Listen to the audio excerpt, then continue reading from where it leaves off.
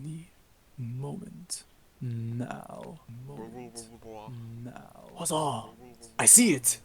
Missions! Oh, you're playing Spider-Man 2. Missions! Wow, oh, you're playing Spider-Man 2. Missions. Okay, yeah, I think we're good. Cool, cool, I cool. think we're good. So we're going now. Yeah, Yeah. it's live. Okay.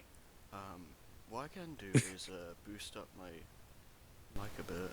Hopefully that. Happy birthday, Harry. Happy birthday! Okay, hopefully that doesn't sound absolutely awful, but I boosted the mic. Absolutely awful, but I boosted Harry, you sound like you just like you sound significantly deeper with that new mic. Do I? Hmm. I think it sounds the same. He sounds a little louder, and so does the static, but Yeah. I've been trying to figure out how to get rid of the static. I haven't figured it out yet. My gosh, Insomniac Spider-Man 2 looks so high def. Yeah, so high quality, right? Omniac made a Spider-Man 2? Yeah, wild, huh? Wait. Hold on a minute. Wait a minute. No. Who made the PS4 Spider-Man? Oh, that's Insomniac. That is Insomniac. Okay. Yeah. Who made the old Spider-Man game? Not Insomniac. Various that's the developers. joke. I think it's Yeah. Was it Triarch or something? Oh. Treyarch. Treyarch, yeah. Treyarch. I didn't know how to say it for a second. Don't they do the CODs? I think. They Occasionally. help with COD the the- booty? Yeah. They help with various Call of Duties. Yeah, I'm Yeah. not playing Hyrule Warriors on story time for once. Yeah, crazy. Like, that's probably the reason why we haven't actually started yet. We're just so dumbfounded. Hi everyone, this is the mess that up. Hello, We're everyone. doing it live! Yeah. Hello everyone, this is the for Pete's sake, this is the weekly vocal exercise to keep Harry from going to sleep, otherwise known as story time with Scrappy and friends. I am Scrappy Fan 92, and with me today are Harry, Raideran, and Pedriva. What's up? Donkey.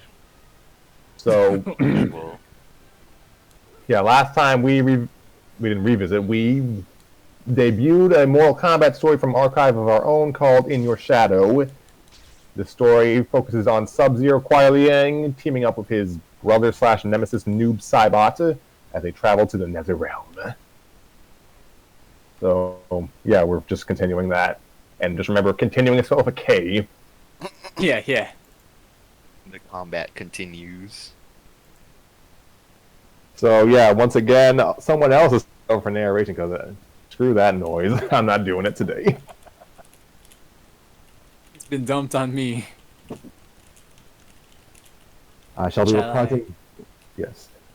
I shall be reprising. I shall be failing to utter sentences properly. I shall be reprising my role as Sub-Zero. And who knows? I haven't read this chapter yet, so who knows who else shows up.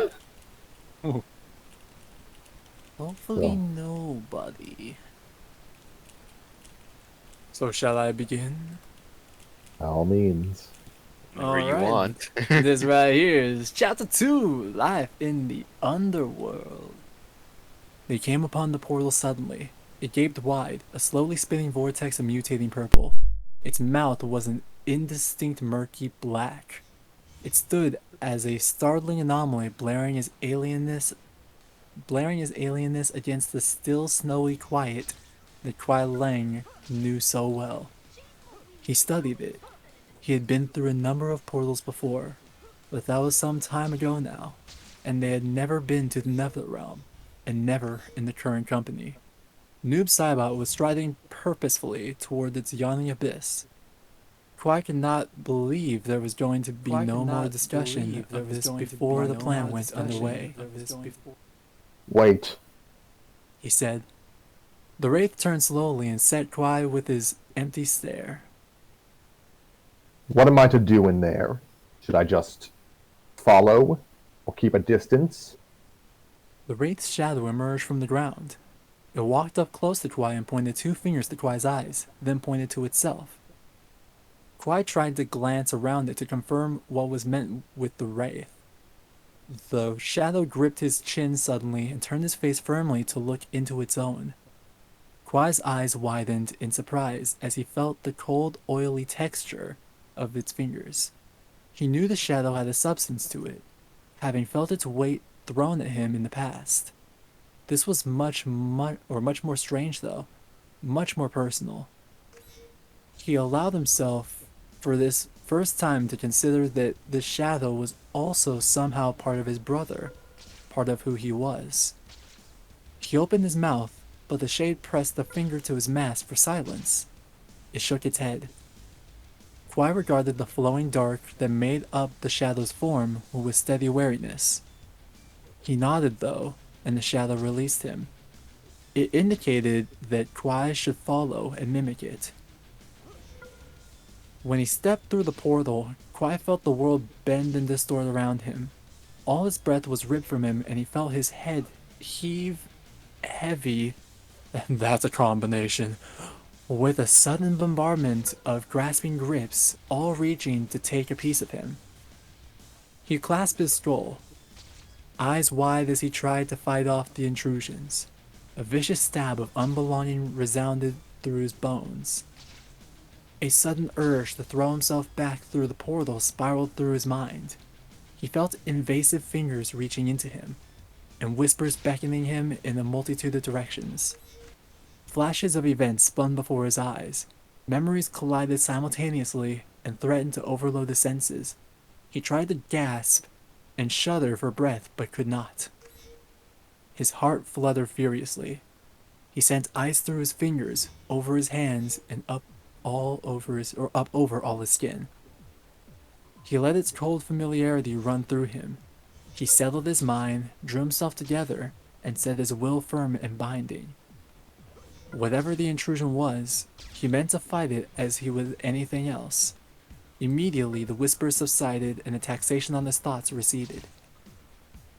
When he opened his eyes, he was kneeling on red, compact earth.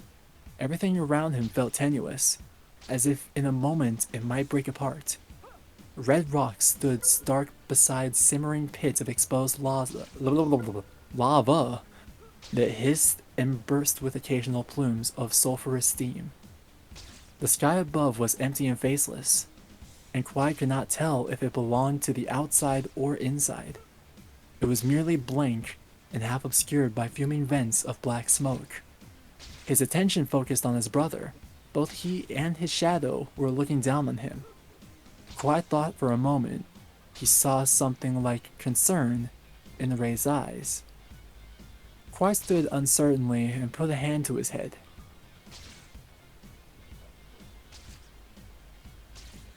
Hello? Uh-oh. Scrappy, you didn't happen to die, did you? Honestly, I thought I died, because it's been like so dead silent this entire time. Is something going on? What? Scrappy has a word to say. Oh. And he But, hasn't said it yet. Oh. He hasn't said anything yet. Scrappy.exe has stopped responding. Start hearing the AOL sound. There's dial-up noises. Yeah. Well, in due time we'll hear from him, so... Oh, there he is. Oh, He returned. He kind of returns. Speak your word. I said what 2 minutes ago. I don't know what's wrong with We didn't hear a thing from you. Yeah, it's been dead. even when I silent. reconnected, it didn't come through because I don't know, it didn't recognize my headphones being plugged out. Wow. Well, shall you say it one more time? Here at Story Time, we have the utmost high standards of professionalism. The greatest equipment available. Yeah. Real high Let quality me stuff. prepare Real my, XLRs. Pretty crazy. Let me prepare my illustrious dialogue. What? He trailed off when he remembered he was not meant to be speaking, and glanced around anxiously in case he had been heard. His brother tilted his head to one side. Kwai stepped closer and kept his voice low. What was that? You could have warned me. I thought my head was going to be torn apart. Wraith studied him. Warned you of what? Kwai tried to work out if this was another carefully crafted insult. He reflexively drew himself up and stepped away, assuming that Bihan again meant to make him look weak. Nothing. It's nothing. He said quietly. The Wraith kept his eyes narrowed on him a little longer. Then he turned away. No more words. The Wraith began walking. Kwai started to follow, but the shadow stopped him and indicated the jagged low cliff that ran alongside him, or ran along beside them. I guess that still works either way. Kwai followed the shade, and the two hugged the crag with their footsteps, lingering in its shadow whilst the Wraith walked openly along the corridor of flat earth bordered by a sea of bubbling magma. That's hardcore. The heat set Kwai's teeth on edge. It was nothing close to anything he'd experienced before. It had a dry vivacity to it, and set the air shimmering over the boiling sea. It shuddered and heaved with a malice all of its own, and clung to the heavy folds of his cowl and black tunic. He regularly sent chills of ice through his veins when he was sure it would not be noticed. They met nothing but the empty wastes as they passed. They met nothing but the empty wastes as they passed along in silence. The unusual weight of the armored tunic covering Kwai's chest pressed the cloth beneath against his already hot skin. He wrinkled his nose where the dark gray paint on his face itched as it met his sweat.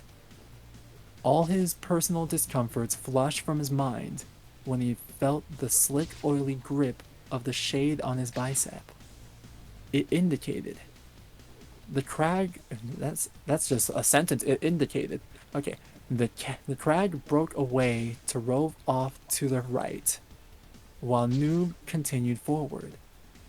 His path taking him over a narrow rock bridge that connected this side to a peninsula beyond that stuck out into the angry lakes of lava.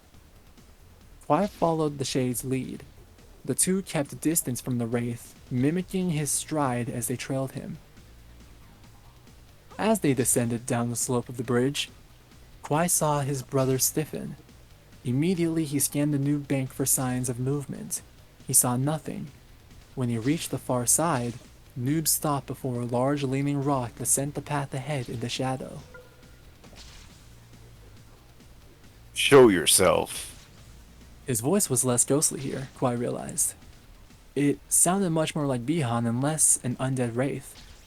He followed the shade, and they both flattened themselves against the rock face. The shadow turned to Kwai and put up a finger for quiet, then motioned that Kwai should stay. It sunk into the ground until it was a black pool. The pool slid forward, clearly summoned by the wraith, and scouted ahead. Kwai was left alone. His heart pounded as he truly contemplated what was happening. He was a mortal in the realm of the dead and damned, pretending to be the shadow of a wraith that without a second thought would kill him if it were not for his immediate utility.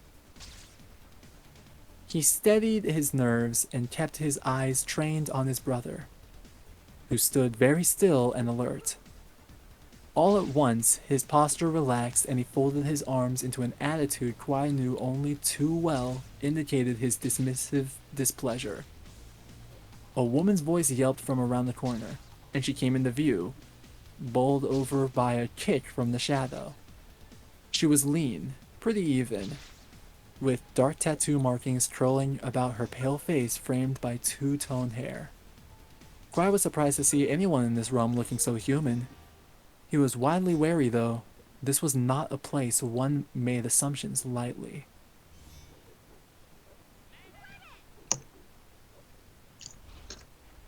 What a coincidence. Fancy seeing you here, Bihan. Kwai started in surprise. He saw the woman peer behind the wraith and frown in his direction. Kwai stayed completely motionless. He had never heard anyone outside the Lin Kuei call his brother by his name. Noob did not appear pleased by the term of address either. Out of my way, demoness. He said coldly. The woman dusted herself down and drew herself up. She held herself like a rangy wild cat and was fluid in her movements. Your introductions are right as usual, I see. She sighed. Really, with friends like you, one need not have enemies. Kwai blinked. He saw his brother bristle and shift. Is that embarrassment? He could barely believe his own thoughts. Embarrassment in front of me. This venture was becoming more surprising by the second. I have no friends. Noob hissed with the venom Kwai was only too used to. When will you learn that you mean nothing to me, Serena? We are pawns in a sorcerer's game. There is no kinship between us. Any cease in hostility is merely in accordance with his will, I assure you. His posture was arrogant, aloof, distant, one that Kwai knew only too well. His heart went out to this supposed demon in kinship. Indeed. I like that this entire time you've been kind of like body while speaking Serena's lines, because it really like hits that specific itch to me. I don't know, it's satisfying. Anyways, she took the rejection well, Kwai noted. Better than he often did anyway. You don't fool me, Bihan. I know you have no desire to bow to Quan Chi. And so does he. Suddenly, the dynamic changed. She was proud in her posture, and Kwai realized his brother looked agitated and uncertain. He commanded me to meet you on your return and escort you home. There are matters he would discuss with you, not least of which is your loyalties, I should think. Liar. The wraith hissed. But Kwai could hear he lacked conviction in that accusation. He would not send you. He knows you to be treacherous. I have done nothing to earn his suspicions. She laughed, and the sound made Kwai retract his premature sympathies. This woman was clearly very sure of her own position and possessed all the power in this exchange.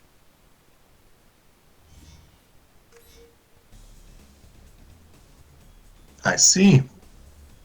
She said easily. Are these the words you wish me to convey to him, then? Are these the words you wish me to convey to him, then, when I explain your act? Everyone present knew the noose was tied. Leave me.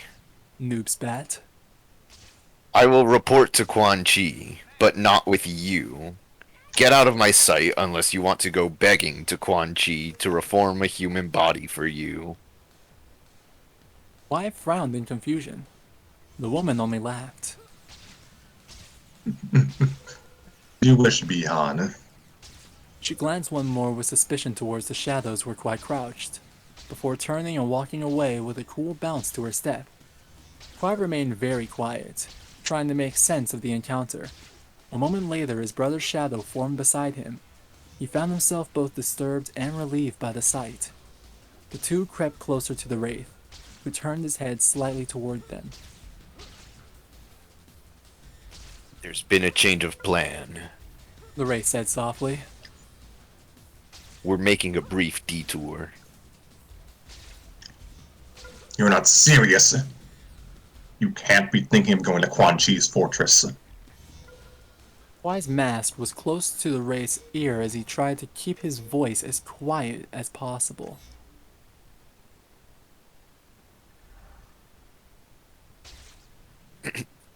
It is too soon. I cannot let him suspect this early. We will not make it to the location in time. We must go to him. Reassure him that all is well. We? You want me? You want me to go with you? Are you crazy? You will not be suspected if you remain with me. What will cause suspicion is reports of me in multiple places at once. My shadow is not in the habit of straying far from me.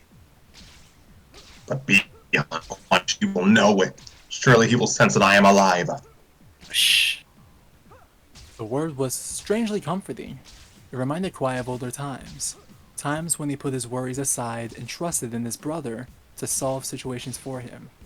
It felt difficult to hand all the responsibility back to him now.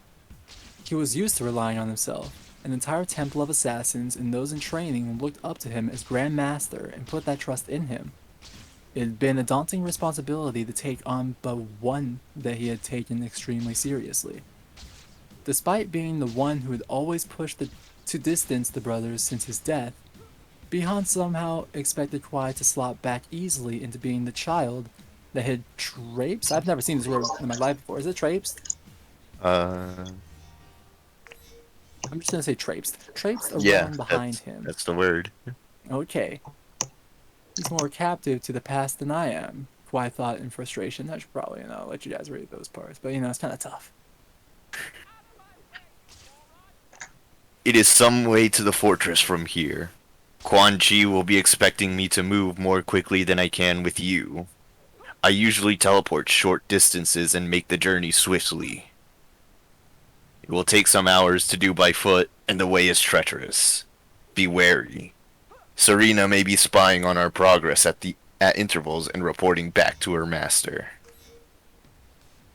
Not our master, Kwai noted. This Serena was certainly right that Quan Chi had long been usurped in Noob Saibot's mind. The Wraith began walking again, this time with a much more brisk pace. The light did not change in the Netherrealm. There seemed to be no sun, no moon, nothing to mark the passage of time. There was only the constant red half-light set on a baked world. As they walked its highlands dipped with molten pools and streams of brilliant lava, Kwai became conscious of a faint, monotone high noise that held in his ears. The further they walked, the more the tone split into dissonances and a multitude of pitches. He realized with a slow, sickening dawning that the sound was the chorus of constant screaming. He shuddered, shaken by the thought of the picture that must generate such a cacophony. The Wraith looked at him. Kwai could read nothing in his eyes. There could have been indifference there, amusement, fear. Fear off in the distance, pricks of glowing light rained down to the earth, sending the dark hills before it into shadowy dances as firelight lit up the bleak black crags. Kwai turned to his brother in dismay. The Wraith tilted his head and spoke quietly. There's much here you do not know. Keep it that way. There are circles, planes, and abysses that stretch to an eternity. You lose nothing by being in ignorance of them. Kwai did not press this. Instead, he focused on walking. The heat about him was increasing. He could feel his tongue hot and dry in his mouth. He soon pressed a constant sheen of ice over his skin, but this would melt in seconds, leaving him drenched and further hit by the temperature rise evoked from the humidity. Shortly, they paused again. This path is through a wood. The Wraith raised a finger close to Kwai's face and indicated as one by the child. Do not touch anything in there. Understood? Kwai nodded. He could feel his irritability at being spoken to in such a way simmering as hot as the heat he felt prickling through all of his skin. He soon found wood to be a charitable description of the sight before him. Gnarled dead trunks twisted to form a darkness that was crowned in the dusky sunken colors of crisp foliage. Kwai hesitated, reluctant to enter beneath the eaves of the cruel branches. The forest edge curled away to his left and right. The bridge brimstone bubbling of choked thick rivers glimmered at the further limits of his vision. As soon as they entered, the world fell into hot, turbid darkness. all instances of light faded to dim, weak monochrome. The creak of slow wood filled the air. Despite the steeped sweat on his brow, the thick heat down his neck, and weariness he felt creeping through him, Kwai instinctively moved his footsteps as an assassin. His toes edged around the dead matter littering the dry earth, so as not even to stir a leaf. He could hear the soft exhale of his breath through the vents of his borrowed mask. The shapes of the trees were curious, tortured somehow, and stretched as if in pain.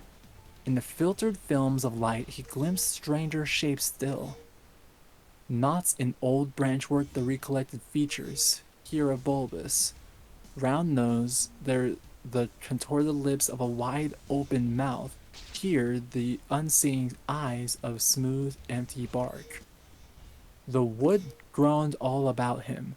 In the depths of that moan, there were patterns of language, half obscured by overgrown, voiceless trees. Kuai Lang stopped himself as his hand reached for his brother's arm. He slowed his fast breathing and maintained his steady step. The sound came again, this time clearer. The rustle of dead leaves were the whispers of 1,000 voices. Their words were indistinct lamentations moving on the air, filling up the thick dark with their secrets. That was a really heavy paragraph, oh my god. When Kwai looked again to his brother, he saw the race's unearthly, glowing white eyes stand clear in the gloom. The shadows shifted about him, sliding up and over trunks and roots, swirling about him and slipping in and out of him. Kwai felt a riveting loneliness at that sight. He knew a closing, overwhelming abandonment and could not see the kinship of the infernal creature before him with the brother he had once cared for. The figure walked on under the roaming arms of the groaning trees. Kwai saw the darkness gather quickly behind him and lurch forward, unwilling to lose his only guide in this realm. As he did so, the bulky armor on his arm snapped a thin twig. A piercing scream rent the air apart. The explosion of sound ignited into a torrential flurry of feathers in the branches above. Kwai stared down in horror at the twig he had snapped. It bled fast and red onto the forest floor. He backed away as the scream distilled into a single repeated, shrieking question. Who's gonna do this? What have you done? Okay. What have you done to me? He stumbled back in horror, and the mad flutter of wings all about him unfolded into fast, fluttering shapes that began to swerve and dive, pecking madly at the leaves of the screaming tree. The voice returned to its agonized pitch, asking for pity, for mercy, for its thin, crinkled leaves to be left just so. Kuai Lang fled from the scene, feet taking a thunderous route through the wild trunks. Instinct kept him lithe, or lithe, I actually don't know how to pronounce this word. Is it lithe? I think it's life. I think it's lithe. Instinct kept him lithe, fast and breathless. He took a straight line and put as much distance as possible from that unnatural scene. When he broke open into the scarred red landscape beyond the forest edge, his vision was blurred with faintness, and his heart was pounding in his chest. He glanced back and saw a cacophony of raven-winged humanoids diving in and out the high foliage somewhere above the depth of the wood. His eyes refocused when he saw shadows slither live and liquid from among the writhing roots of the forest. He backed off. The shadows slid together into a figure, and Noob Saibot stepped forth whole into the wan netherrealm light. I told you not to touch anything. Kuai Lang only stared at him. As they continued their path, Kuai felt himself faltering. He had asked nothing of the wood or its occupants, but the encounter disturbed him. His mind kept wandering back to that confused question. that utter despair and desolation, that begging to know why further torment was being done. Kwai shook his head. He could feel himself physically drained by the heat, the distance, the lack of water, the unforgiving pace, the long hours since he had last eaten or slept, and the oppressive, inexplicable weight that this alien place forced at all times upon his mind.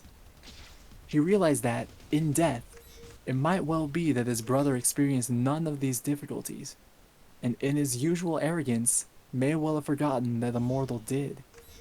The idea of admitting his physical limits to Bihan made Kwai feel veritably sick. He warred for some time in his head. The rational part of him knew that for the mission to be a success, he was going to need to be in good form, and that good form meant looking after himself, rest, sleep, eating, drinking. He was a tough warrior, but he was human, unlike anything else in this cursed realm.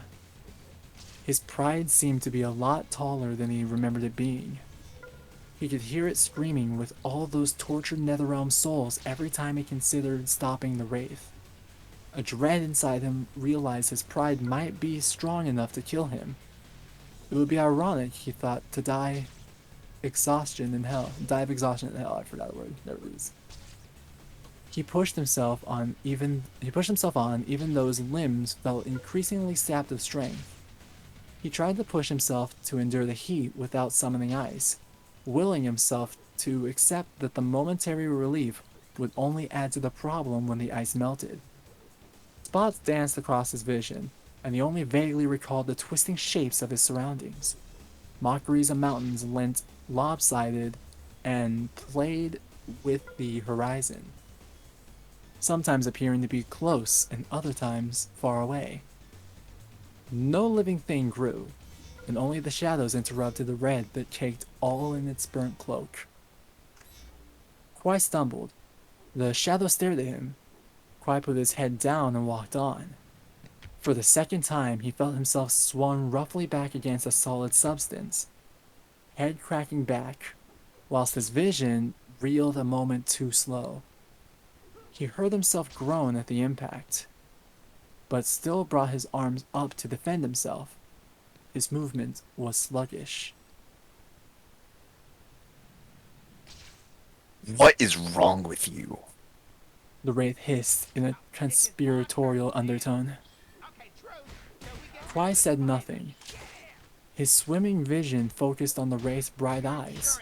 He tried to summon all his remaining strength to present a coherent face behind which to hide. You're ready to drop. His brother recoiled in surprise and disgust. Kwai swayed as the Wraith released him.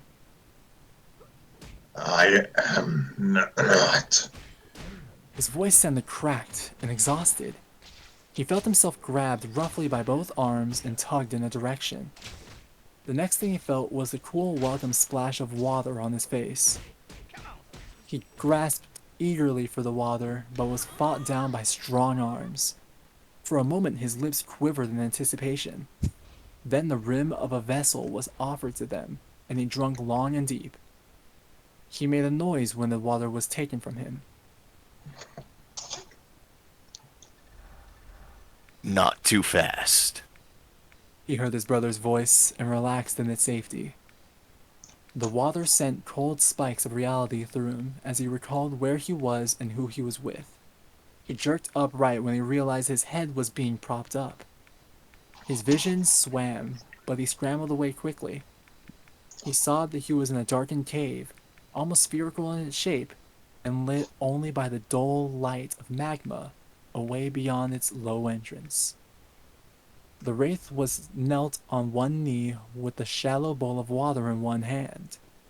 His shadow stood looking down on them both, posture unreadable, arms folded. Kwai reached a hand for his face and realized it was maskless. He felt caged and hunted with his back to the end of the cave. He could hear his own heartbeat loud in his ears. You neglected to remind me of your mortal status. The Wraith said with dry amusement. I do not need your pity. Kwai snapped, surprised at his own vehemence. No. The Wraith continued in his insufferable, entertained tone. But you do need sustenance. Kwai's face burned in flustered anger. Like a little New York water to clear out the sinuses. It is nothing to be ashamed of, little brother. The Wraith drawled.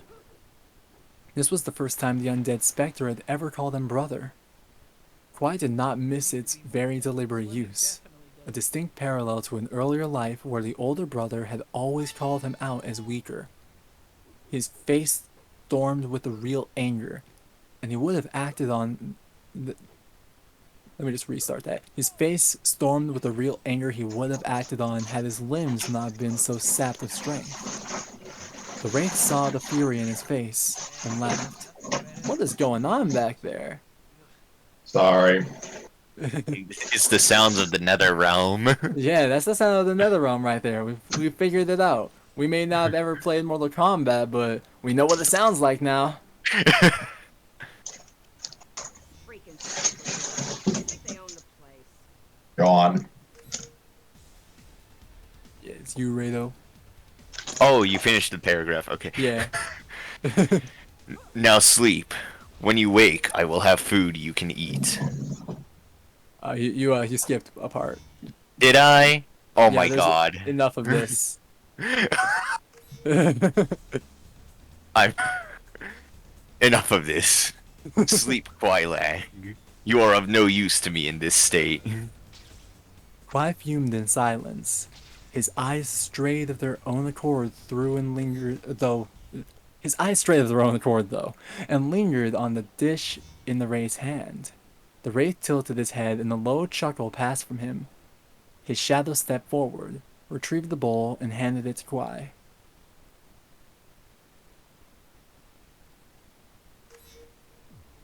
I trust you can acquire water to drink.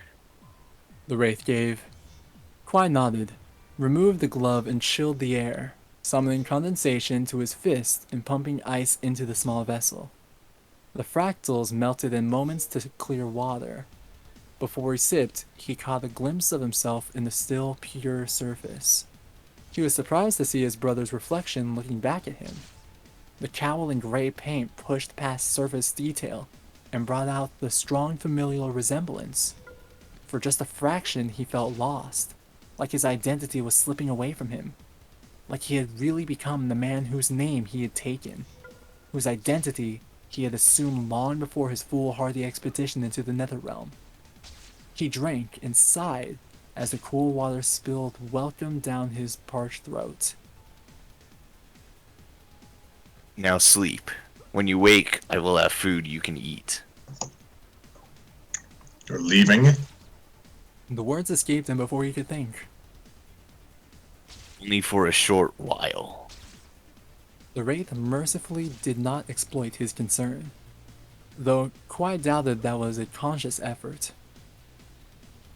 The creatures of these parts do not know not to cross me.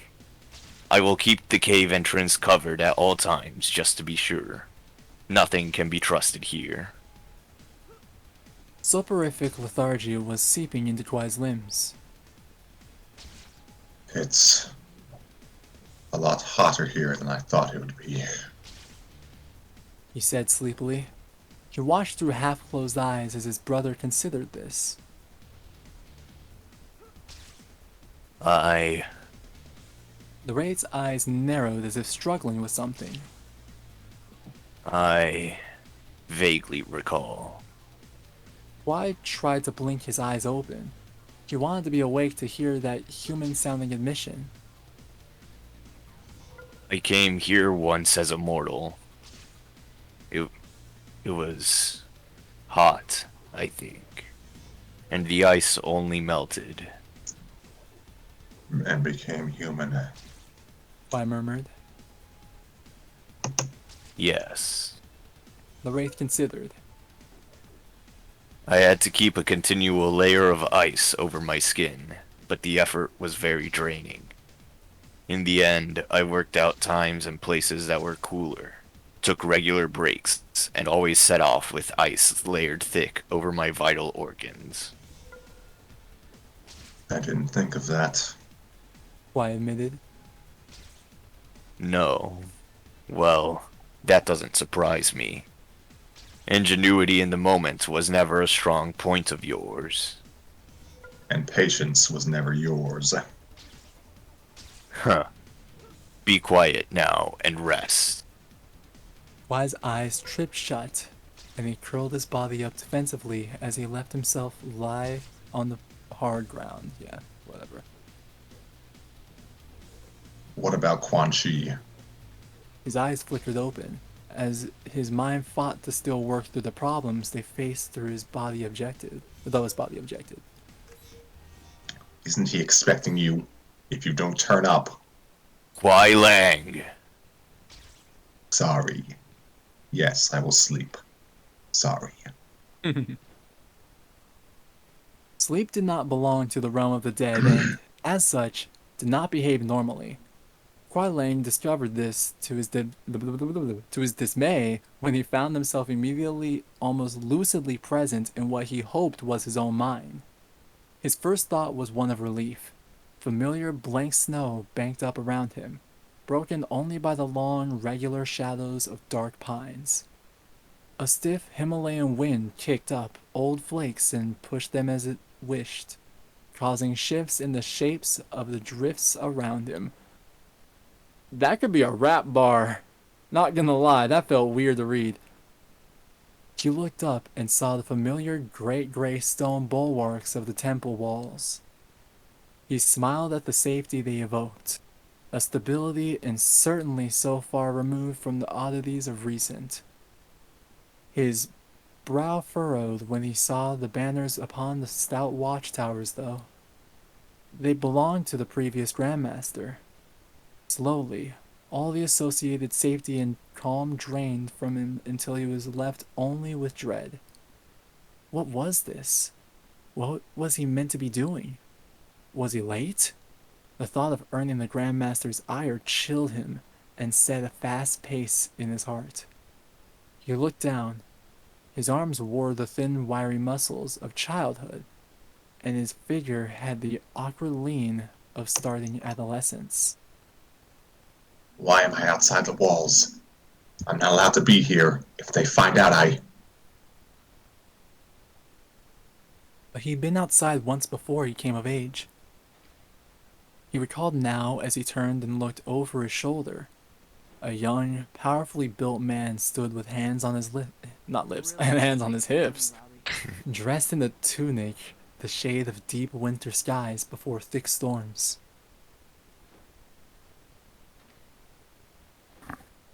Are you happy now? As he spoke, cold air funneled through the vents of his mask. Kwai hoped he could one day have one like that. He always liked the way the cold streamed out of his brother's mask. It reminded him of mythical beasts from plays and old stories he read. There was a light to his brother's expression that set Kwai at ease. His previous concern smoothed away in the comfort of that immovable presence.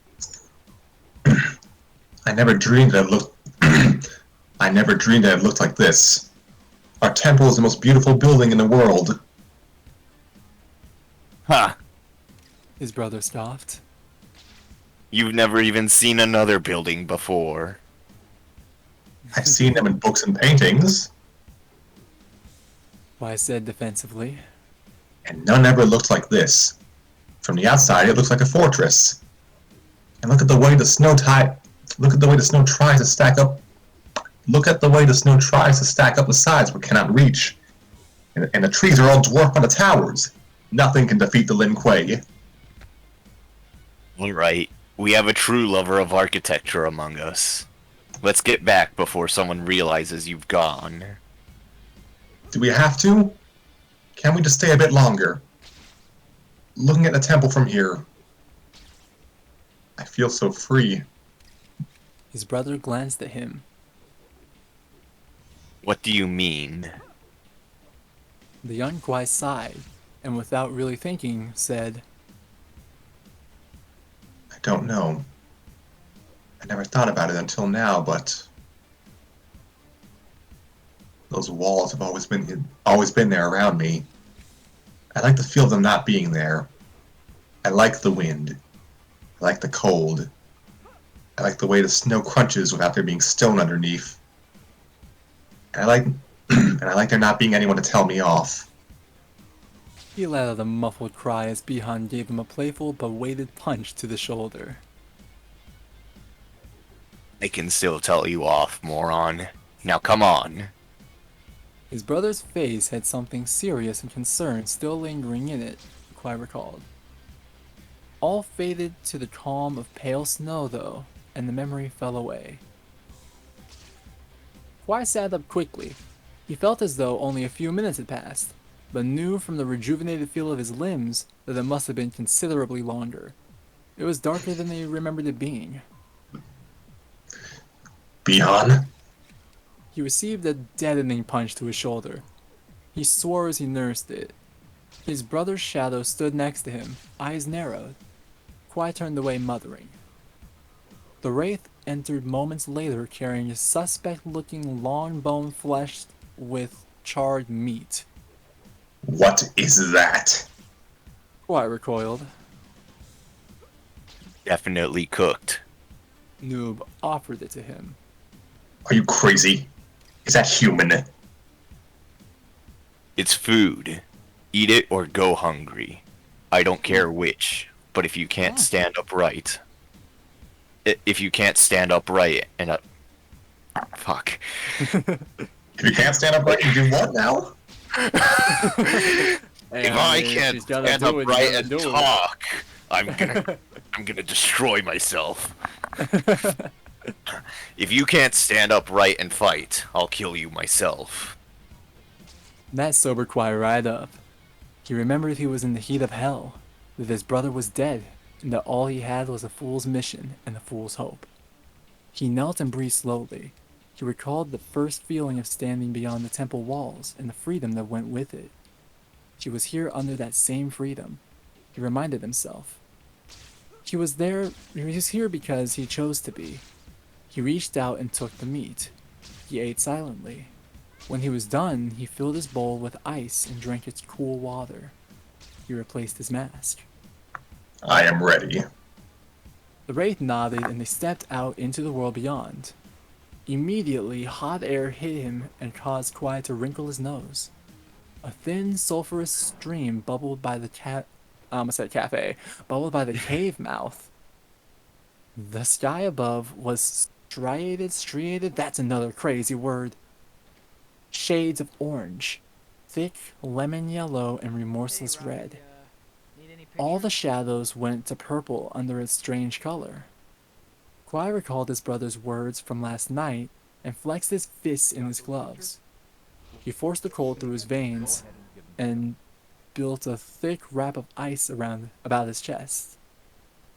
Kwai saw horizons pointed like the rib cages of fallen giants.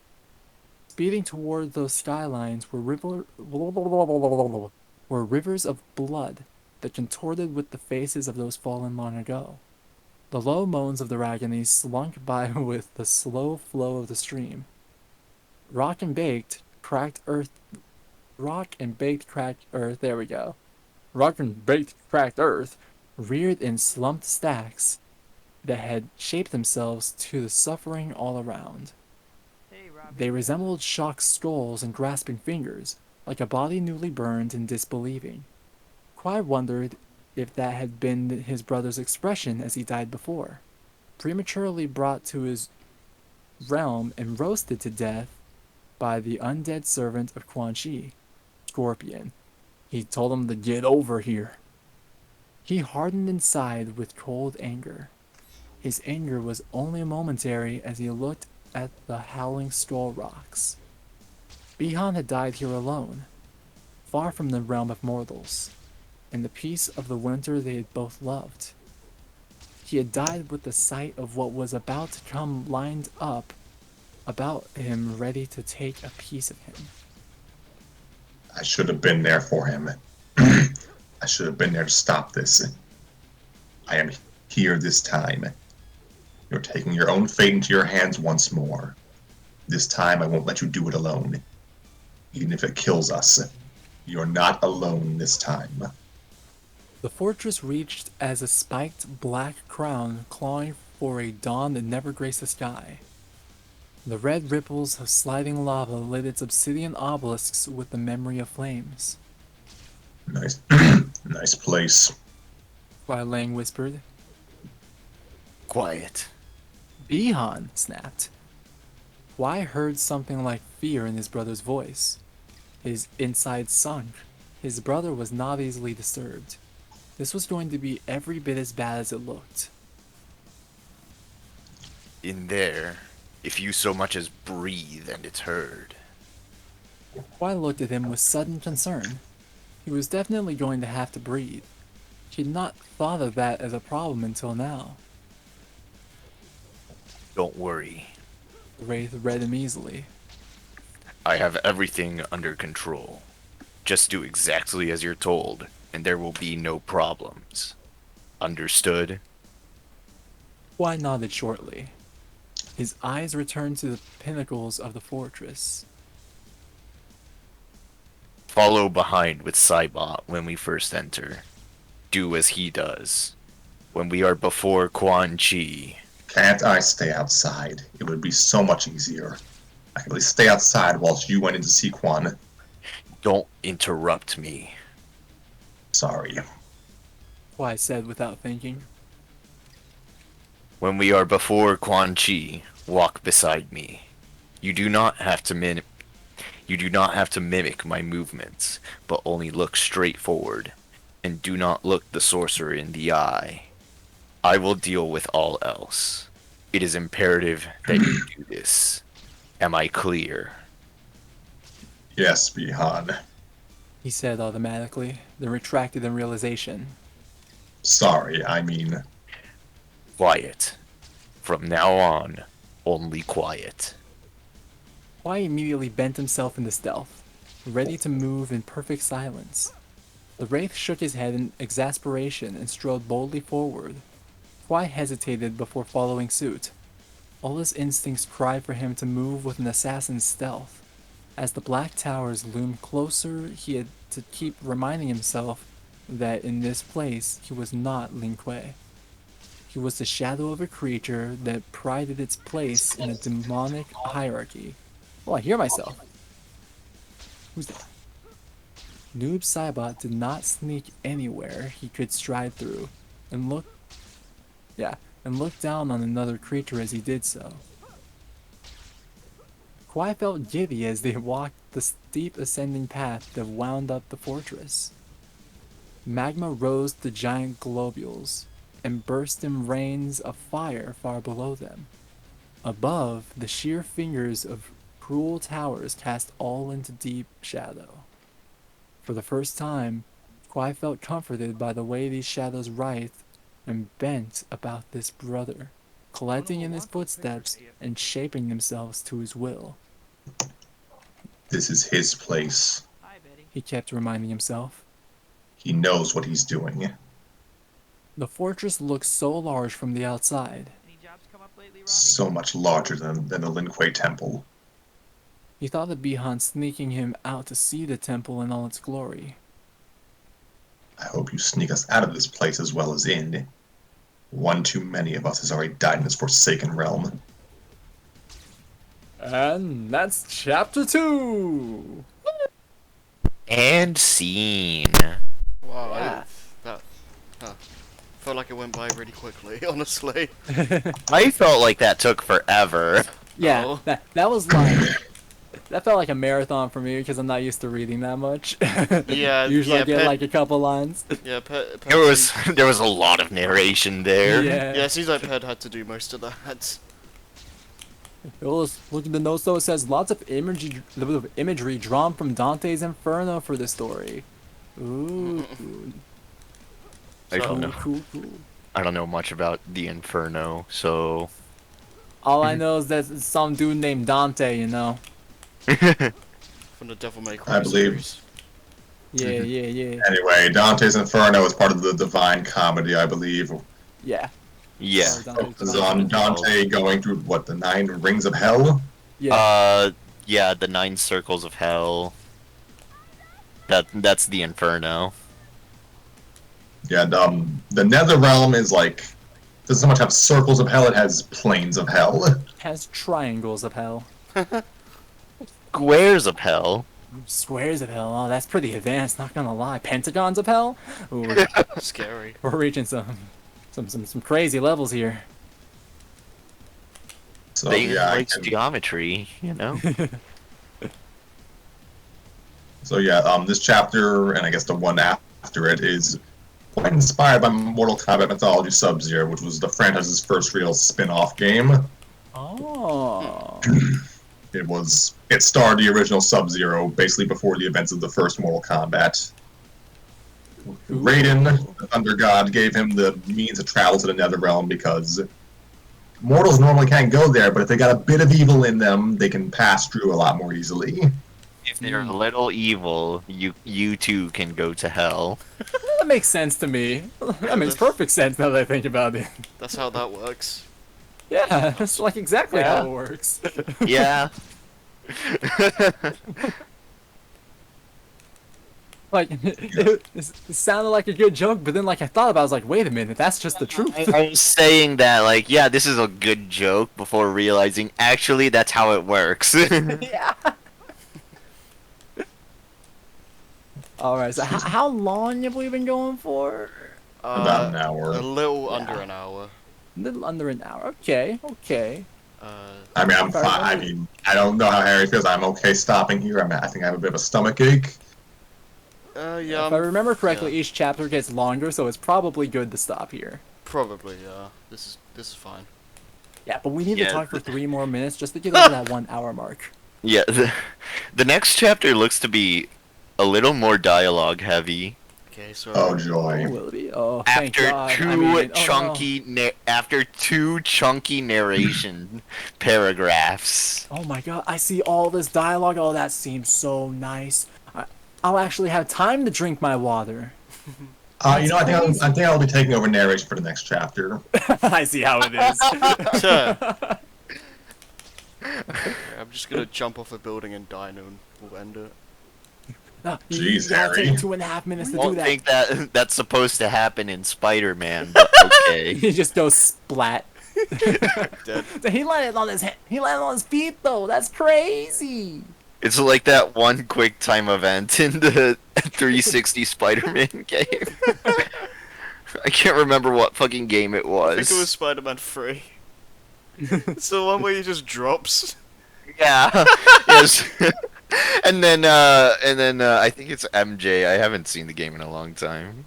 But whoever is just strapped there just goes like, I'm gonna die. And then it's just, the building just explodes. Yep. Then the building just explodes. That game is hilarious. Sounds like it. I've never played any of the older Spider-Man games or the new ones, to be honest. I've never played a Spider-Man game, but I do Yeah. have Miles Morales. Mm. You know, I want to play Miles Morales, but like, you know, I want to play on a PS5, but I can't seem to get myself a PS5.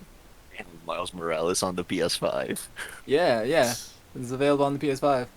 Yeah, Yeah, that's how I have it. yeah, yeah, yeah. Alright, well. So yeah, I enjoyed this chapter for what it was, just giving us a very in-depth look at what the Netherrealm is like for a mortal. Yeah, pretty crazy, right? Imagine you Yeah, go those to stuff- hell and you actually burn. Crazy. The trees, that sticks with me. The trees are a really spooky bit. You Like, know, it's funny because like I barely imagine processed being in anything I that read. position. All that I Someone- remember is that there's a building, apparently. I read it and I didn't process anything, we're gonna be honest. It was like describing the Process those fortress. details. This it was describing the fortress as like a crown reaching up to the skies. And my first thought was Sonic and the Black Knight. See, my Also first yes. thought whenever I was reading that was like, wow, this is a little, this is a little much for me. I can't even visualize something like that. Mm.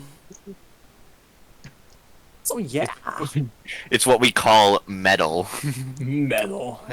Yeah. I mean, yeah, the NetherRealm was basically just a death metal album cover. Oh yeah. Did a moth just landed in my cup of water? Oh my god. Oh Oh, gosh, come on, Nah. man. You can't do him like that. that's a very sad moth. Yeah.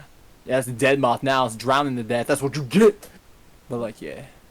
I think it's time. We're good. We got over an hour. Yeah. Yeah. I don't really have anything to say about this. Not yet. Yeah. Not yet, anyway. I'm fine with Stop stopping the, here, so yeah. Yeah, for sure.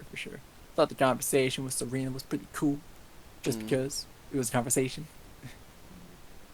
So you wanna do your usual wrap up, Scrappy? Yeah. Do we?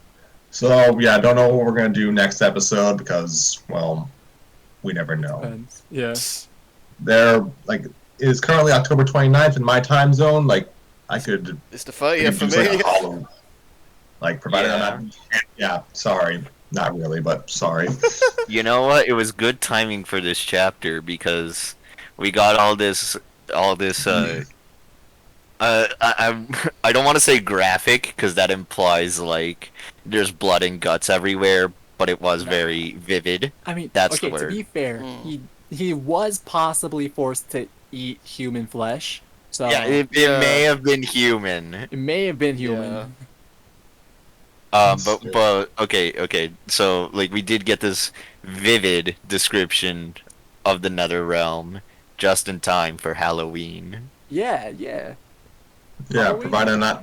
provided I'm not handing out candy to children on October 31st. I wouldn't mind maybe just doing a quick and dirty Halloween episode. Maybe I'll find Yeah. something from the archives. Yeah, I'm pretty sure I have Monday open as well, so that works for me. We'll see. So yeah, that's absolutely something strange. Yeah, I know lyrics. You will see. This our town of Halloween.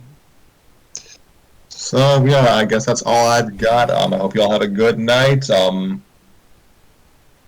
Check your candy, kids, if you get any. Yeah. Make sure you Make sure only it's not take real the wrapped.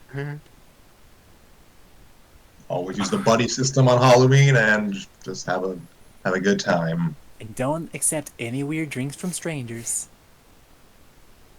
Bye bye. You can end it now, Harry. Bye.